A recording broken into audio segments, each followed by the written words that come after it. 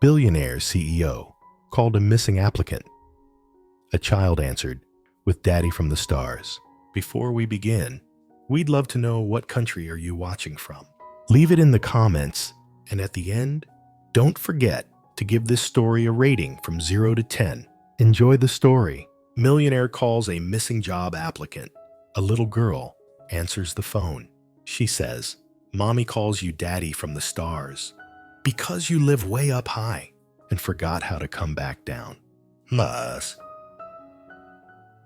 He doesn't even know this child, or maybe he does, because her voice sounds just like the sister he lost, and the laugh ends with the same hiccup he used to have. One missed interview becomes the call that changes everything. A love story buried for a decade. A daughter he never knew existed, and a woman he never stopped loving, even when she disappeared, to protect the one thing that mattered more, the call that wasn't meant for him. Narration. He was the kind of man who didn't make phone calls anymore. Maxwell Langston had people for that. Assistants, schedulers, AI prompts that filtered emotion from every exchange. His empire was sleek, silent, controlled. But that morning, control failed him. It was supposed to be a routine final interview, just one more candidate for a position that meant nothing but cost everything. Director of Ethical Development. The irony, the woman's name on the file had stopped him cold. Sarah Ellison. He hadn't heard that name in over a decade. Not since Columbia, not since the night she kissed him like it was goodbye. And then vanished without a word. He almost convinced himself it was a coincidence, that it wasn't her, but the resume was too sharp, too her, the details too familiar. Debate team, recursive ethics paper, logic that cut like a knife and healed like truth. So when she didn't show up, he didn't delegate the follow-up. He dialed the number himself. It rang twice, then a child answered. Hello. He froze. The voice was small, bright. He cleared his throat. "I'm trying to reach Sarah Ellison." "Mommy's hiding," the girl said softly. She's scared again. He sat down, slowly. Every word from the child felt like opening a box he had sealed tight long ago. "Who is this?" "I'm Ava," she replied. "I'm 6. Who are you?" He swallowed. "I'm Maxwell. I was supposed to talk to your mom today. Is she okay?" There was a pause, then a sentence that would haunt him forever. "Mommy said not to answer, but I told her I had to. Because you're the man from the computer. She has a folder with your name and stars on it. She calls you Daddy from the stars. She says you were too busy flying to notice we were still on the ground." He stood so fast his chair tipped. The words cracked something deep and buried. His mouth was dry. "What did you say?" The little girl paused, then whispered again, "You live up high," and forgot how to come back down. The silence after her words was longer than the call itself, until he heard a woman's voice in the background. Panic, terror. Then the phone hit the floor, and just before the line cut out, he heard her voice. Sarah, older, fragile, still her. Maxwell. I can explain, but he couldn't speak, because some part of him already knew. She wasn't just a ghost from his past. She might be the mother of the only thing that could bring him back to Earth. She had disappeared without a goodbye.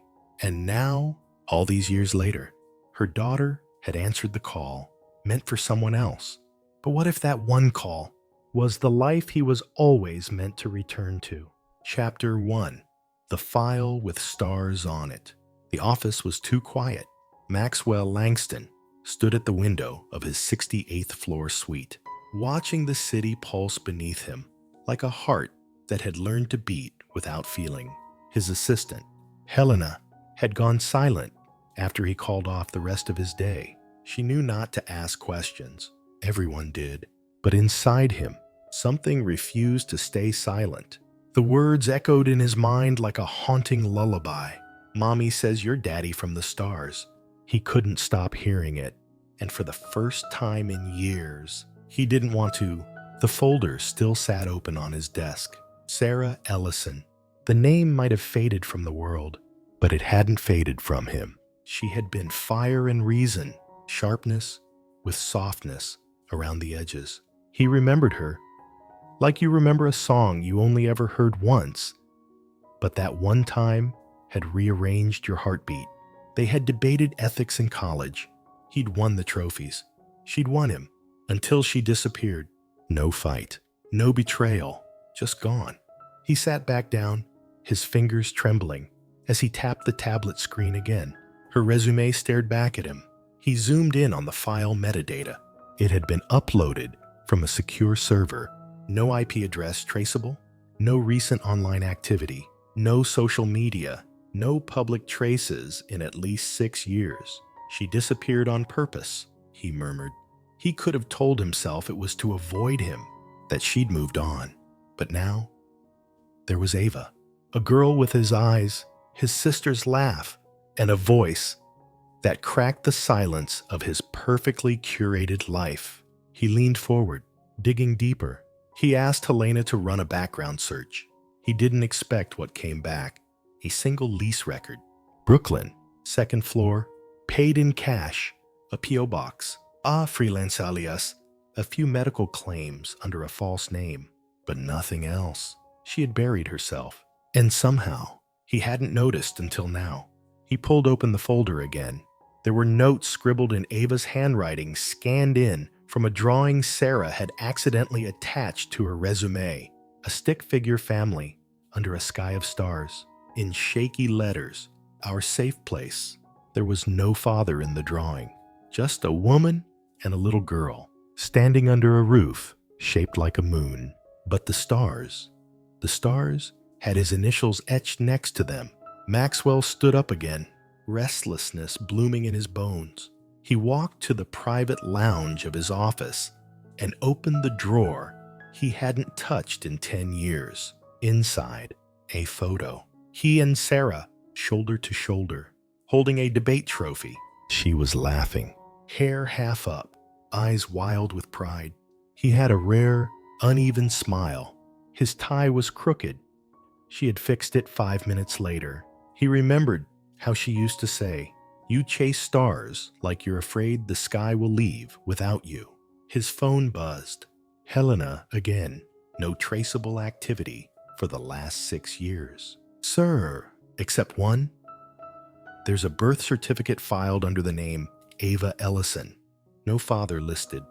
But there's a genetic note, high auditory sensitivity, and potential for a rare renal condition." Maxwell blinked.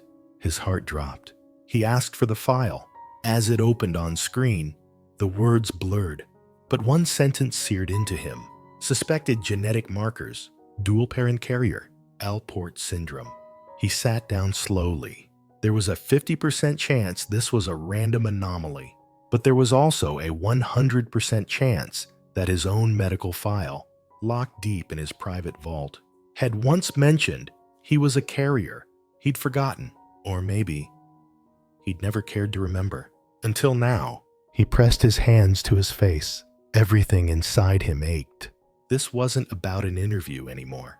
This was about a child who had whispered, "You forgot how to come down," and a woman who had disappeared not because she was careless, but because she was trying to protect something sacred, maybe even protect him. That evening, long after the city lights had swallowed the sky, Maxwell opened his encrypted archives. He pulled up his full genetic file, and there it was, a match, partial, but enough. He wasn't just a ghost from Sarah's past. He might be Ava's father, not just in spirit, but in blood. He looked again at the scan of the drawing she'd sent by mistake. A little girl, a folded house, a sky of stars with his initials beside them. Our safe place, she had written. He wasn't in the picture, but maybe he was meant to be the roof. Chapter 2. She left to stay safe. The Brooklyn address came with no doorbell, just a piece of masking tape on a rusting mailbox that read E. Sawyer in faded black marker. No Ellison, no signs of Sarah anywhere. But he knew. He knew the way you know when someone once lived inside your bones and never fully left.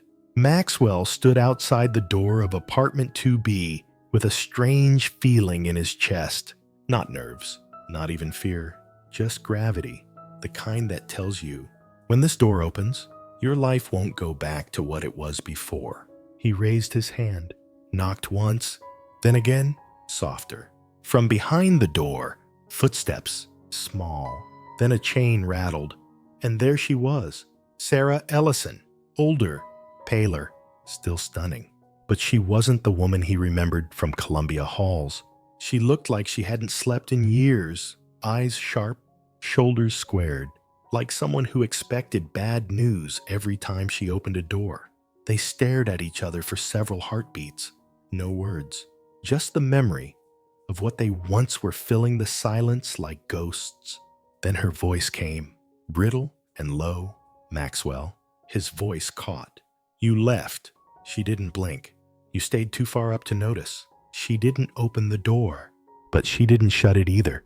Inside, a voice piped up, Mommy, is it Daddy from the stars? Sarah stiffened. Maxwell stepped closer. May I come in? A pause. Then the chain slid. She opened the door, just wide enough for him to step inside. The apartment was small, clean, but clearly lived in markers scattered across a plastic table. A stuffed bunny sat on a pillow fort. The scent of lavender, grilled cheese, and something faintly metallic lingered in the air. And there, sitting on the floor with two ponytails and a heart-patterned shirt, was Ava. Her eyes were round and bright. Her smile was a sunbeam. She didn't flinch. She stood and walked straight to him like she'd been waiting her whole life. You came, she said simply. Maxwell knelt, unsure what to do with his hands. I did. Ava looked at him, really looked. Then she reached out and gently touched his cheek. I knew your eyes would be blue.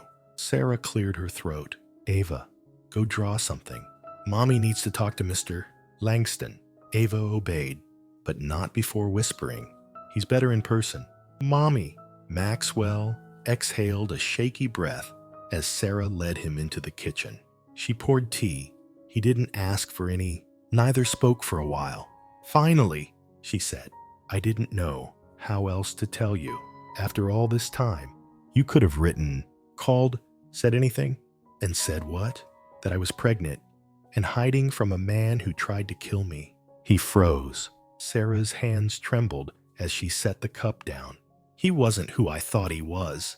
By the time I found out, it was too late. I was already carrying Ava. Maxwell stood, paced, sat again. Why didn't you tell me she might be mine? Sarah looked at him then, and for the first time, her mask cracked. Because I wanted her to be safe more than I wanted to be right. She told him everything. About the man who had stolen research from her lab. About the threats when she went to the ethics board. About the black car that followed her home. The man in the stairwell. The day she ran. The feds gave me a new identity. I wiped everything, including you. I would have helped you. Maxwell, you were building your empire. You were untouchable. I didn't want Ava growing up in a gold tower she wasn't allowed to touch. She could have touched me. Would you have known how to hold her? Silence fell again. Then she reached into a drawer and pulled out a folder. Blue, worn, with stars drawn on the cover. This is what she meant when she said you live in a folder with stars on it. He opened it. Inside, photos, articles, a college picture of him smiling, a clipping of Forbes, a printed screenshot of his company's homepage, and one crayon drawing. Ava had drawn him with angel wings, standing in the sky. Below, she and Sarah stood on the ground. Looking up, the stars above them spelled one word. Daddy. His voice was barely a breath. She's mine. Isn't she? Sarah stared at the mug in her hands. I never tested, but I know. He closed the folder. Then I want to be part of her life.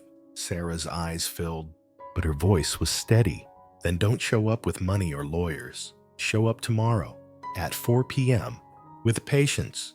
He nodded once, then looked toward the living room, where Ava was humming to herself, drawing another galaxy. She glanced up, smiled, and he saw it again.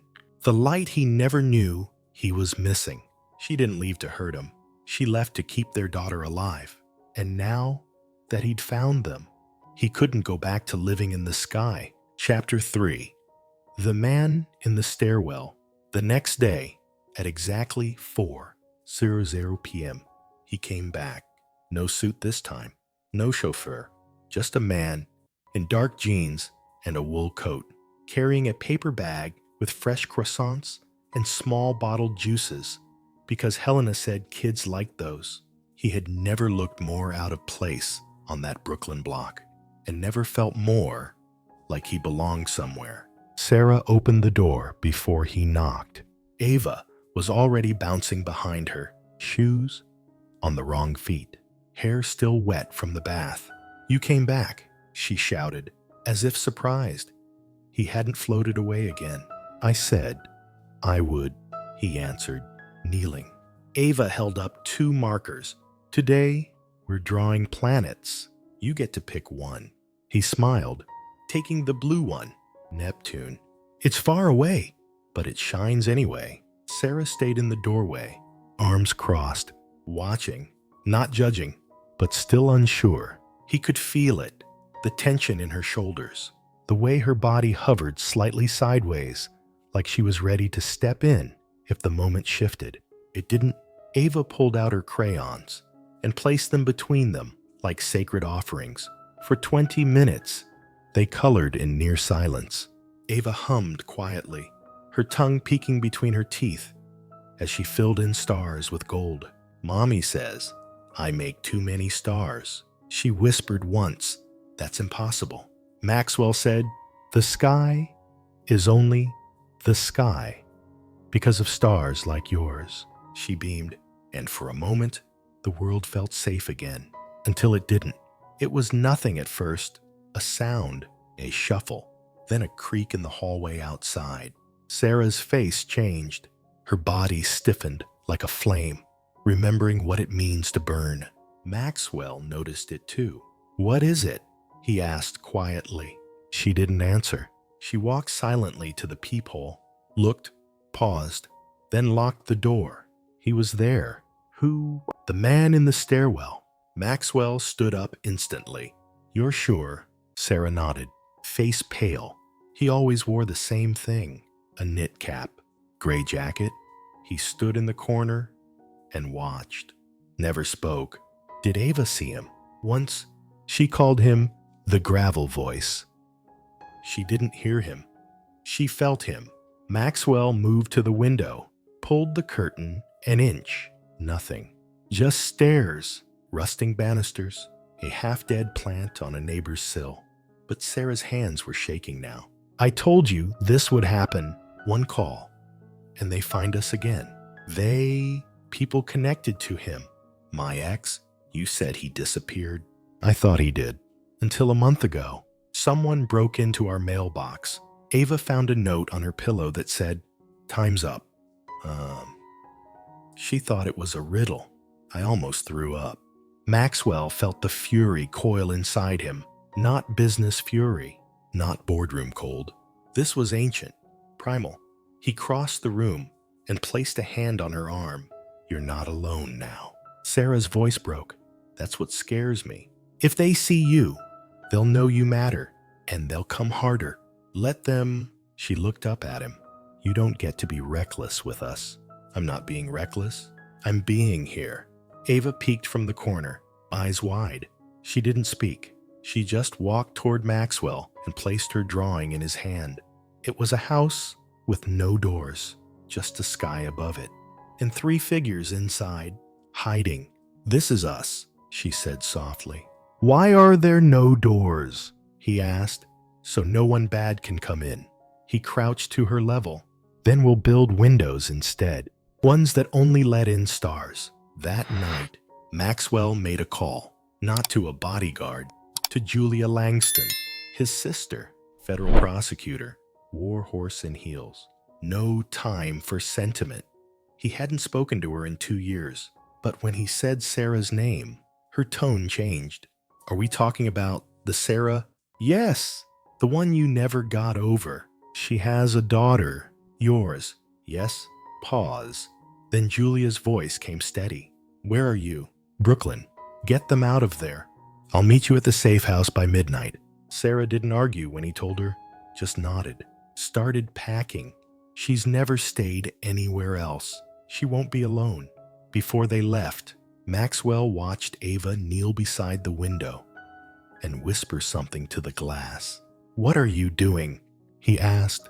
Telling the stars where we're going, she said. So they don't forget, the man in the stairwell had no name, no voice. But his shadow had shaped Sarah's life for too long. And now that Maxwell had stepped into that light, it was time for shadows to run. Chapter 4. The Cabin That Catches Stars. The road to Vermont was long and winding, the kind that disappeared into trees. Like the world didn't need cities anymore. Maxwell drove, not his driver, not a car service, just him, hands on the wheel, foot on the gas, and 2 people sleeping in the back seat who didn't fully trust the world yet. Sarah had fallen asleep, leaning against the window, her coat still zipped up. Her hand rested protectively on Ava's leg. Ava curled beside her, stuffed, bunny tucked under her chin, mouth slightly open like she'd been whispering to her dreams. They reached the cabin just past dusk. The air was cold enough to sting, but not cruel. The kind of cold that carried silence like a blanket. Maxwell stepped out first and stared up. Above them, the dome glittered faintly. A round glass observatory nestled at the peak of the cabin roof, catching what little starlight the overcast sky would give. He turned to Ava. This is our stop. She rubbed her eyes, blinked at the trees. Does it catch stars? She asked sleepily. Maxwell smiled. No, sweetheart. It lets them go inside. The cabin was warm, wooden beams, soft lights, a stone fireplace that hadn't been used in months, but still smelled faintly of pine and old stories. Sarah moved through the space slowly.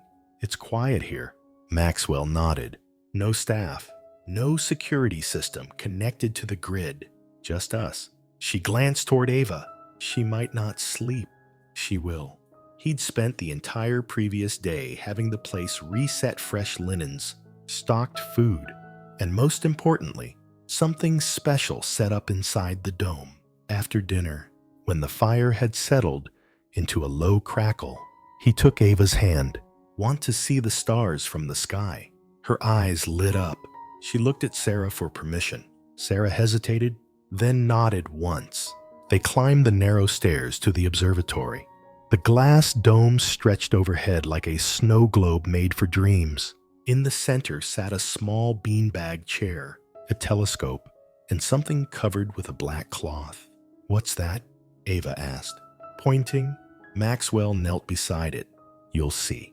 He pulled off the cloth, a projector, custom built, tiny constellations etched onto a glass disc.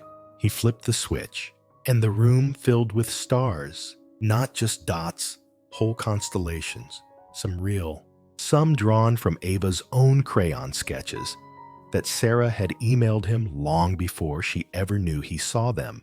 That one, Maxwell said, pointing to a jagged swirl, is yours. I named it the Spark. Ava gasped. It's flying. It's remembering, he whispered. Sarah stepped inside moments later. She stopped at the top of the stairs, breath caught in her chest. The stars danced on her face, caught in her hair, woven into the quiet awe in Ava's eyes. You did this, she asked. For her? Maxwell said. Why? Because she saw me before I remembered how to see myself. They stayed up there until Ava drifted off on the beanbag, hands still clutching her bunny, the stars flickering across her skin. Sarah sat against the wall, knees pulled up to her chest. Maxwell joined her, his soft space of silence between them. I used to think success meant going so high no one could ever hurt me, he said. She looked at him. And now I think maybe I missed everything that mattered because I couldn't come back down. Sarah rested her head back against the glass. She calls you Daddy from the stars, like you're magic. I'm not magic, he said softly. Then what are you? He looked at Ava, trying. Later, after tucking Ava into bed, Sarah lingered in the hallway. I haven't felt this safe in 6 years. You are safe, he replied. She looked at him, eyes searching. Promise me something. Anything. Don't disappear. Not when it gets hard. Not if we argue. Not even if she doesn't call you Daddy right away. Maxwell stepped closer. I'm here, Sarah. I'm not going back to the sky. Outside, the woods were dark. The wind whispered through branches, like secrets finally spoken aloud. And inside the cabin that didn't catch stars, 2 people were finally learning how to let them go. Chapter 5. She felt far away. They'd been at the cabin for 4 days, long enough for Ava to memorize the creak in the stairs and name the chipmunk outside the window, long enough for Sarah to stop checking the locks every hour, but not long enough for the silence between her and Maxwell to soften into comfort. She was polite, grateful, but she stayed distant. She laughed when Ava laughed. She smiled when Maxwell cooked badly, burning the toast twice. But whenever he looked at her for too long, she'd turn away, like the gaze itself was a question she didn't want to answer. One evening, after Ava had fallen asleep on the rug, with marker stains on her hands and a dream on her lips, Maxwell found Sarah outside on the porch. The sky was deep navy. The stars were clearer than he'd seen in years. But she was looking down, wrapped in a faded cardigan, barefoot, arms crossed tightly like a shield. Can't sleep? He asked. She didn't turn. Never could? Not really. He joined her at the railing. The silence between them stretched. Not heavy, not cruel, just full. You seem far away, he said. I am, she replied. She finally looked at him then. Her eyes weren't angry, just tired. You don't get it, Max. You gotta build things. I had to survive them. I want to understand. That's the problem, she said, voice trembling. You think understanding is enough, but I've spent 6 years living with a child who asks why she doesn't have a dad and doesn't know that I cry into my pillow just to keep her world bright. Maxwell didn't speak. He let her unravel. I raised her with crayons and fear. I taught her how to draw a sun, but also how to pack a bag in under a minute. I taught her to tell stories, so she wouldn't ask about the silence. Sarah, don't, she said, softer now. Don't apologize. Don't offer to fix it. Just don't pretend like this is easy. She turned away, stepping back inside. But before she closed the door, she added quietly, she loves you already. I'm scared I will too. And the door clicked shut. Maxwell stood alone, stars above, wind whispering through the pines. He thought of all the nights he'd slept beneath skylights in penthouses, surrounded by silence he paid to protect. And now here, in a wooden cabin, with chipped mugs and peeling paint, he had never felt more seen, or more ashamed of how long it took him to arrive. The next morning, Ava asked why Mommy looked sad. She's not sad, Maxwell said gently, buttering her toast. She's remembering what it costs to be brave. Later that day, Maxwell quietly unpacked a cardboard box he'd brought with him. Inside, a photo, a note, a sealed envelope he'd kept locked in his safe for over 10 years. His father's writing still crisp across the top.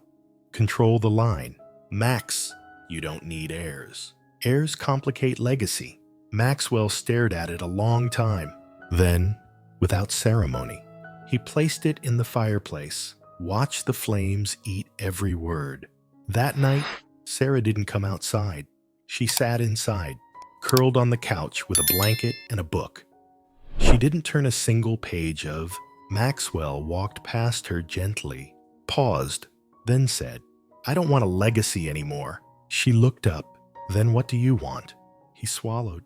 "A life. One that lets Ava paint stars on the walls. One that lets you sleep without checking every bolt. One where no one has to be afraid of being left behind."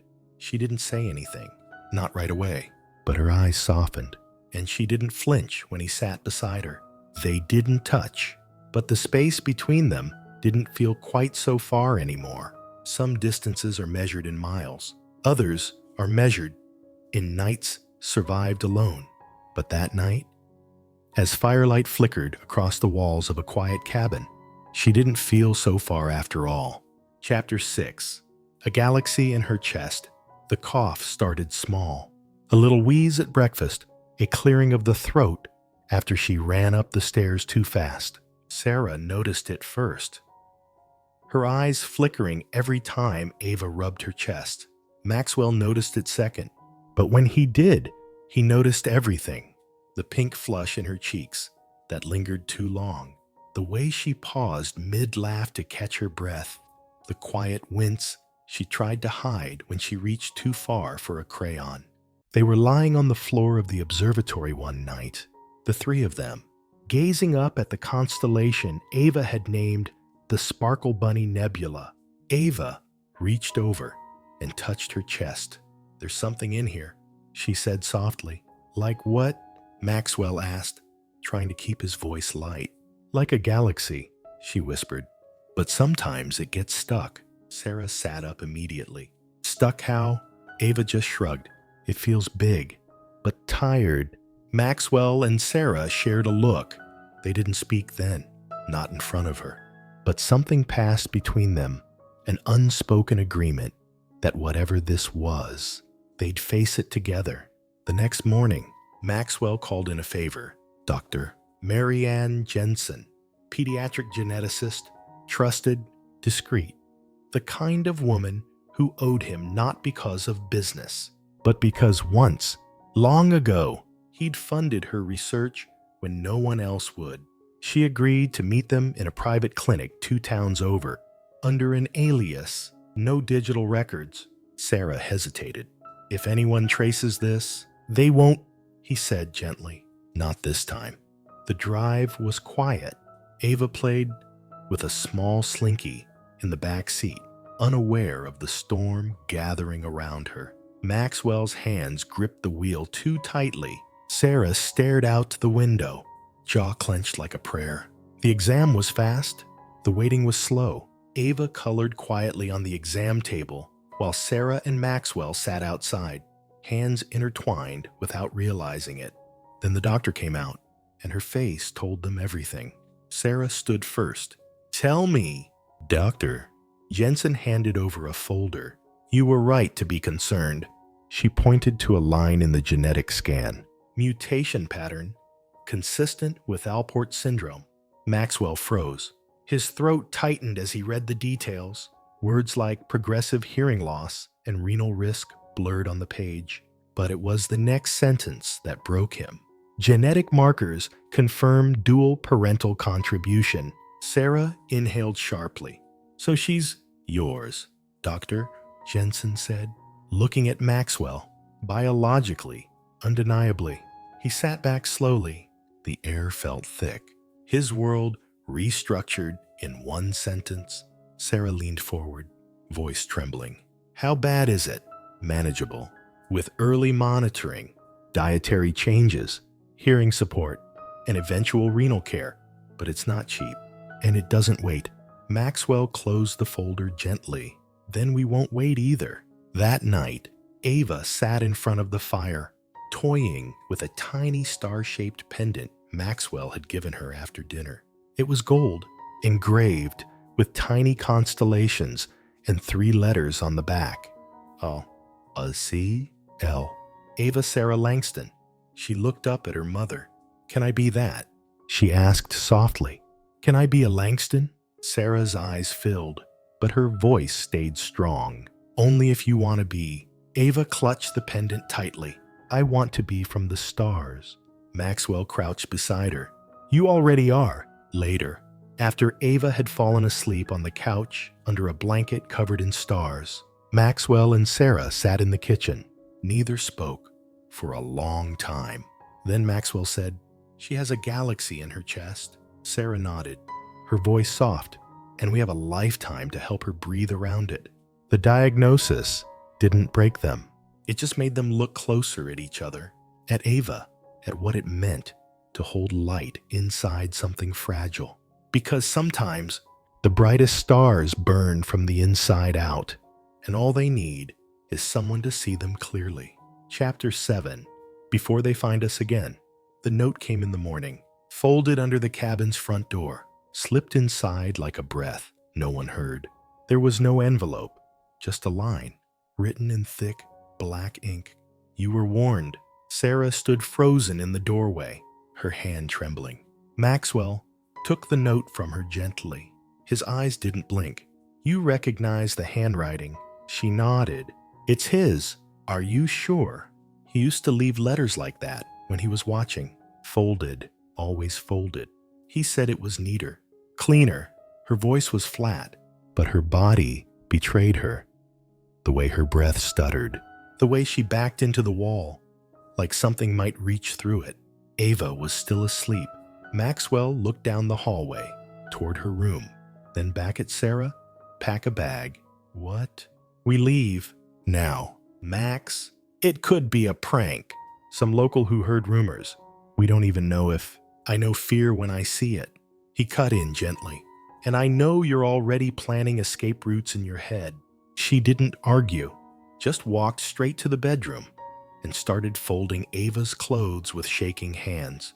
By noon, they were back in the city, not to his penthouse, not to a hotel, but to his sister, Julia's home, a secure apartment tucked above a federal courthouse in Alexandria. Julia opened the door without a word, took one look at Sarah and Ava, and simply said, "You're safe now." The apartment was small, but strong.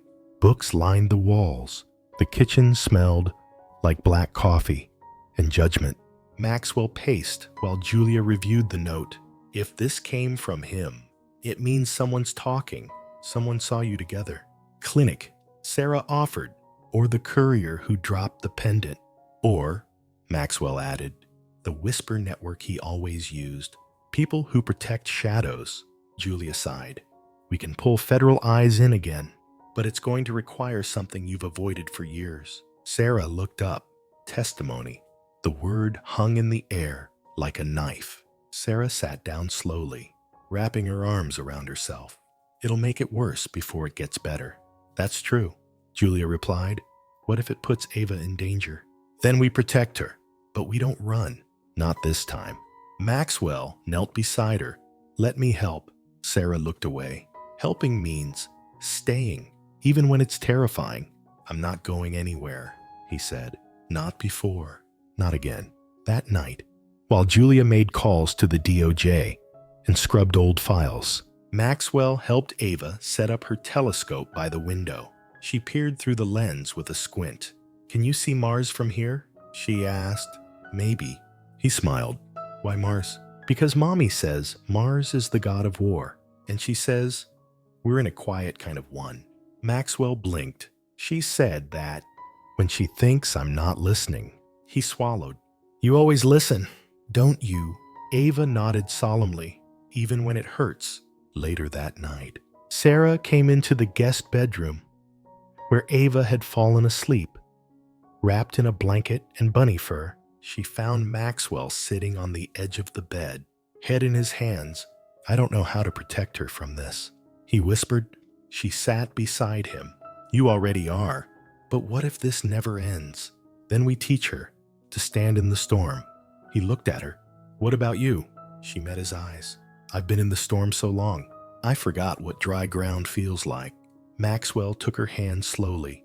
Then let's build that ground. Together, she didn't reply, but she didn't pull her hand away either. And for now, that was enough. They knew it was coming. Not just the man in the stairwell, not just the threats, but the reckoning. The truth was rising.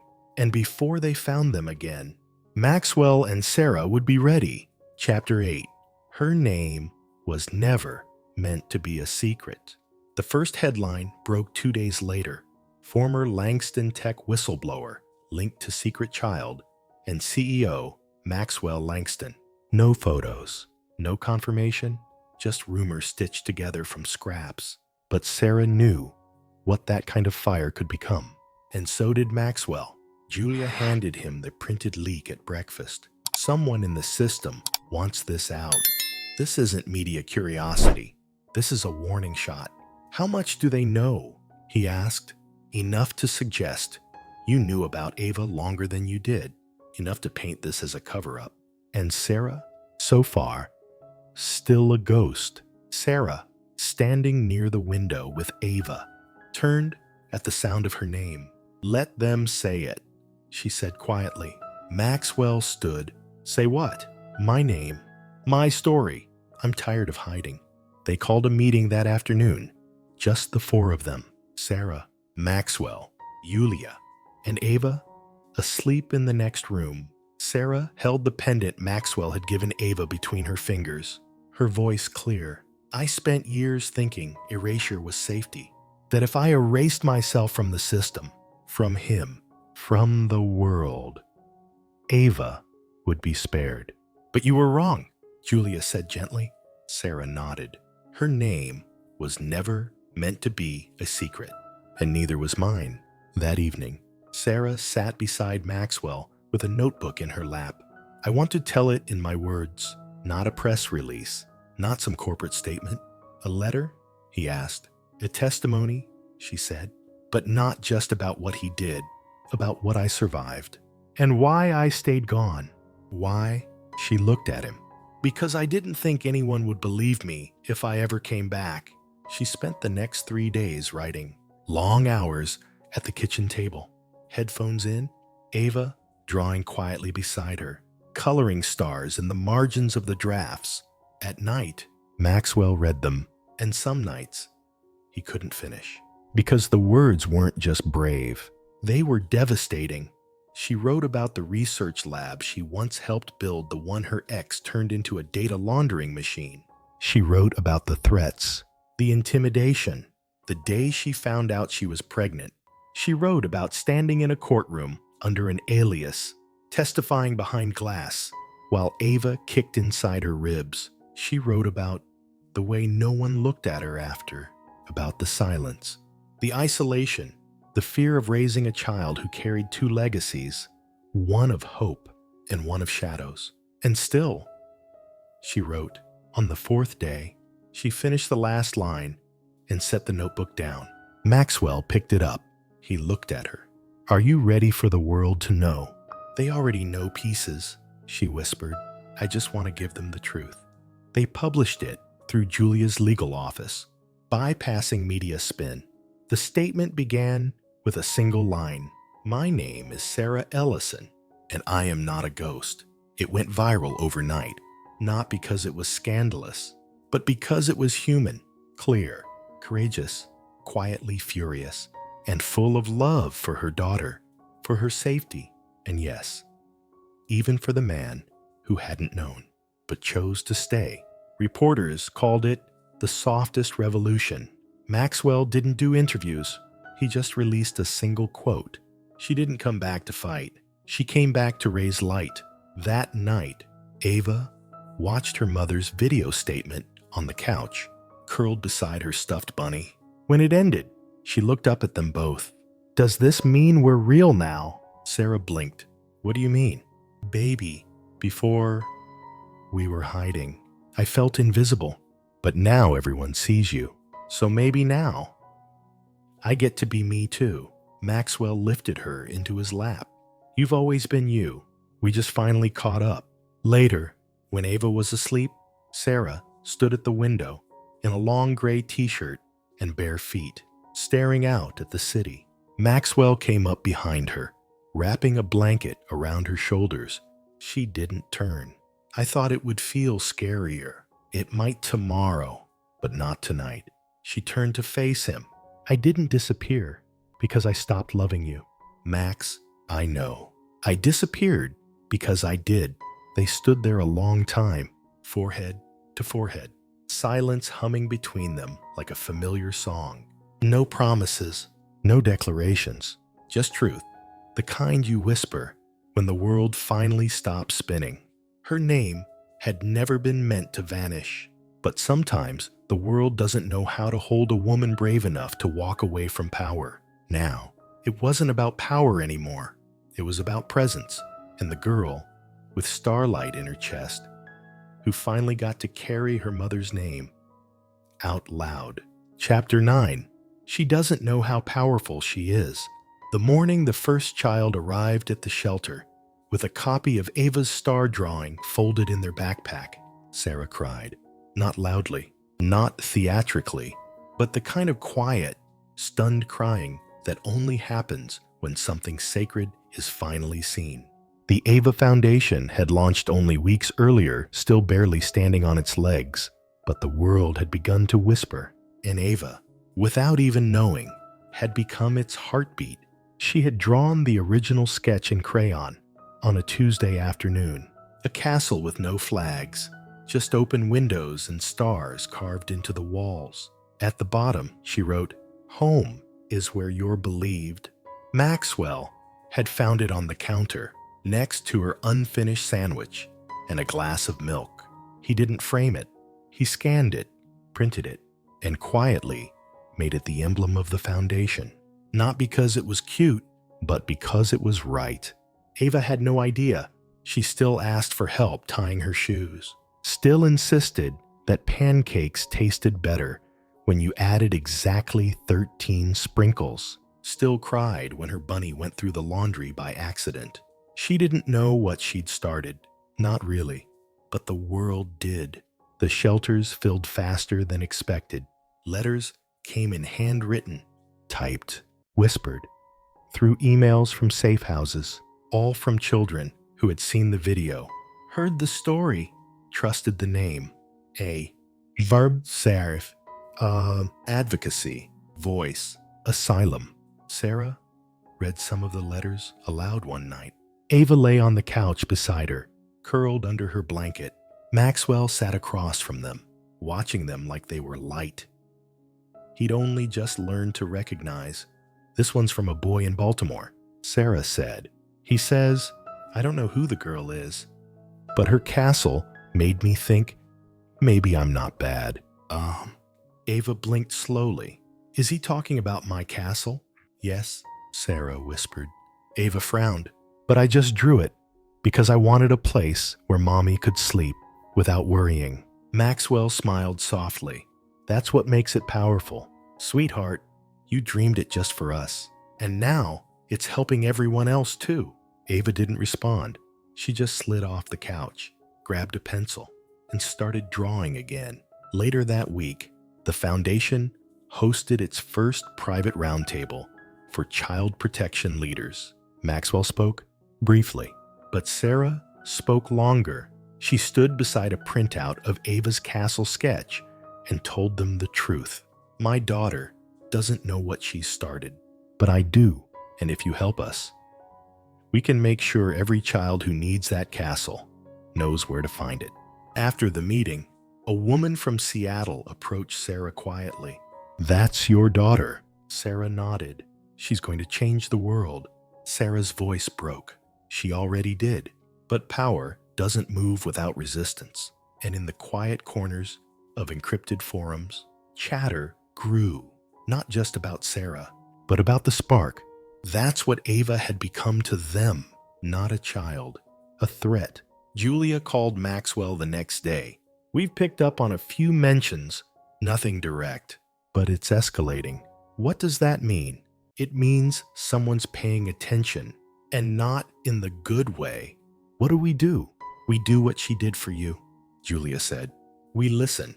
That night, Ava had a nightmare. She woke up sobbing, arms flailing, like she was drowning in the sheets. Sarah reached her first. What is it, baby? Ava could barely speak between gasps. He was watching again. The man with the voice like gravel. He said if I keep drawing, he'll find us. Maxwell stepped into the room slowly, like he'd walked into fire barefoot. Ava launched into his arms. Am I bad? No, he whispered fiercely. You're braver than any of them. They didn't sleep that night. Maxwell sat on the floor with Ava in his arms while Sarah made tea with trembling hands. At sunrise, Ava looked at them and said, maybe I shouldn't draw anymore. Sarah dropped the teacup. It shattered. She didn't even flinch. She walked straight to her daughter and took both her hands. You listen to me, Ava, Sarah Langston. You don't stop shining because someone can't handle the light. You are not wrong for being brave. Ava didn't say anything at first. She just rested her forehead against her mother's, then whispered, then can we make more castles? Maxwell nodded. Yes, as many as you want. She didn't know she was powerful. She just wanted to feel safe. But the thing about children who survive is they grow into lighthouses, and Ava, even with bunny ears and mismatched socks, was already shining like one. Chapter 10. The dream she built. The day Ava turned 8, the weather forgot how to be anything but golden. Sunlight poured through the old courthouse windows, where the Ava Foundation was holding its first official dedication ceremony.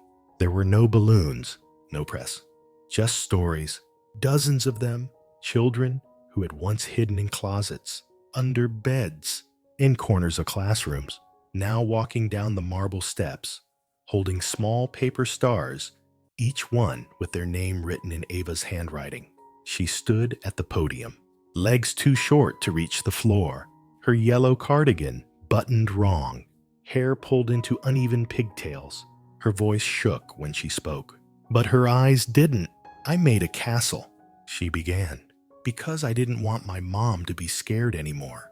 Then I thought, maybe other kids didn't want to be scared either. So we built more. The room went quiet. And if you're scared, we'll build one for you too. Maxwell sat in the front row, a hand over his mouth.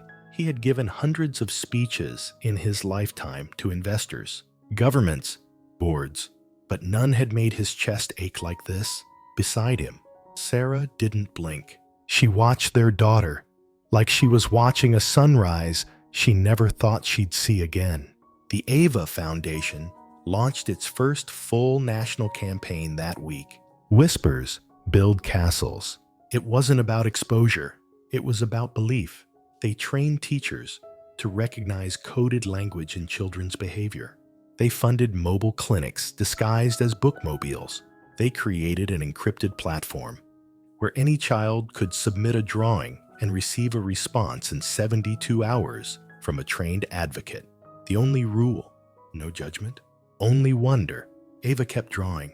She never stopped, but she started signing them now, not just with a star, but with her full name, Ava Sarah Langston.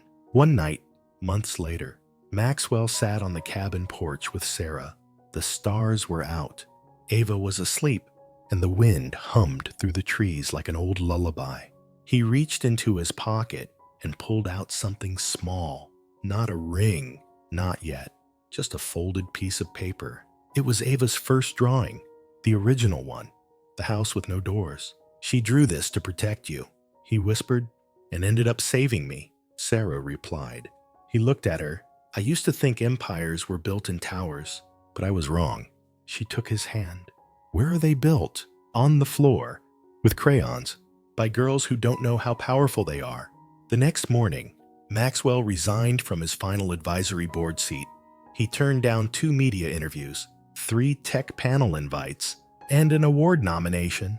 Instead, he took Ava to her school and stayed for the full art class. She painted a giant tree with stars in the branches and whispered, "This is our forever map." He asked her what that meant. It's where we go next. After the castles, 2 years later, the Ava Foundation opened its international division, first in the UK, then Seoul, then Nairobi. Every center had a quiet room filled with Ava's framed sketches, not to glorify her, to remind everyone that the next Ava might be standing quietly in the back, with a notebook full of galaxies in her hands. And Ava, she still couldn't tie perfect bows on her shoes, still added too much glitter to her collages, still got hiccups when she cried.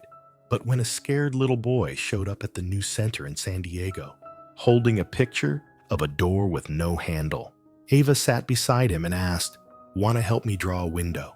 She built a dream, not with blueprints, but with belief, not with perfect words, but with brave ones. She never wanted to be famous. She only wanted to be safe, but in drawing safety for herself, she gave it to the world. She doesn't know she saved them. But every time a child whispers, "I drew this for you," the dream she built whispers back, "I see you. You're not alone anymore." It was raining again, the morning she mailed her final drawing, not because she was finished, but because she understood now. The stars didn't need her to chase them anymore. They lived inside her. The drawing was simple: 3 stick figures, side by side, standing beneath a sky made of crooked stars. One tall, one medium, one small. Above them, Ava wrote in careful, uneven print, "Home is where they still believe you when your voice is quiet." Sarah keeps it framed on her desk, not because it's beautiful, but because it's true. Maxwell keeps a copy in his wallet, folded, a little worn. He says it reminds him of who he became the day he stopped trying to control everything and finally just listened. And Ava, she draws less now, not because she gave up, but because she knows when to rest, knows the difference between hiding and healing, knows that being small doesn't mean being powerless. She still calls him Daddy from the stars on days when the world feels too loud. But most days, she just calls him Dad. And in a quiet house filled with starlight, crayon, and coffee mugs that don't match, a family keeps showing up for each other. Not perfectly, not loudly, but always, sometimes. The thing that saves you isn't a miracle or a rescue. It's a child's voice answering a call you were never brave enough to make, and reminding you that love doesn't have to be loud. It just has to stay. If this story held you, if it made you feel a little less alone, you're exactly where you belong. And if you still believe in second chances, brave little voices, and love that changes everything quietly, we've got another story waiting for you. One that goes even deeper. We'll see you there. If you're still here, tell us in the comments, what's one castle you wish someone had built for you when you were little? Or what kind would you build now? We'd love to hear from you. What did this story make you feel? Drop your thoughts in the comments and rate it between 0 and 10. Subscribe and turn on the bell so you're always updated. More inspiring stories are waiting. Click here to watch them.